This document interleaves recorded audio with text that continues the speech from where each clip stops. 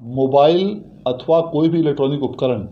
ले जाना सभी परीक्षार्थियों के लिए पूरी तरह से वर्जित किया गया है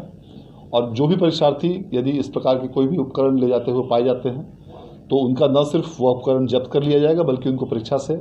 निष्कासित करते हुए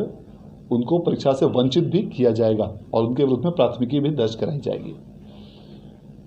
परीक्षार्थियों के लिए यह ध्यान देना अत्यंत आवश्यक है कि परीक्षा केंद्रों पर प्रवेश की अनुमति परीक्षा प्रारंभ होने के 10 मिनट पूर्व तक ही मिलेगी, अर्थात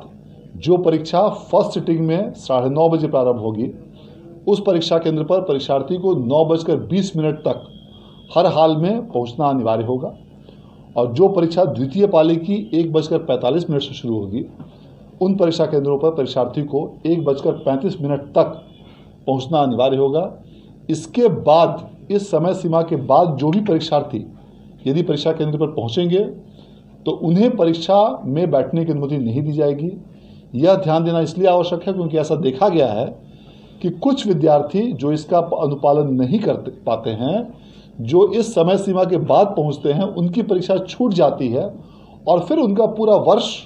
या तो व्यर्थ हो जाता है या उनको वैकल्पिक माध्यमों से अन्य परीक्षा में कंपार्टमेंटल या विशेष परीक्षा या अन्य जो भी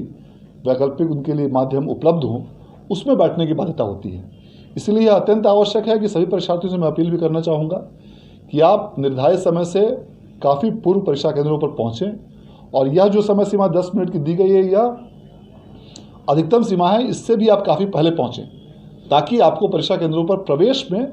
किसी भी प्रकार की दिक्कत ना हो और ट्रैफिक जाम या इत्यादि अन्य किसी भी प्रकार की यदि जिले में कोई समस्या होती है उसके कारण आपको परीक्षा में किसी प्रकार की कठिनाई नहीं हो। इस परीक्षा केंद्रों पर पूरी तरह कड़ाई के साथ कदाचार रहित और स्वच्छ परीक्षा कराने के लिए बिहार विद्यालय परीक्षा समिति द्वारा सभी जिलों के डीएम्स को और एसपीज को आवश्यक दिशा निर्देश निर्गत किए गए हैं और इसके आलोक में सभी जिलों में पर्याप्त संख्या में दंडाधिकारी, पुलिस पदाधिकारी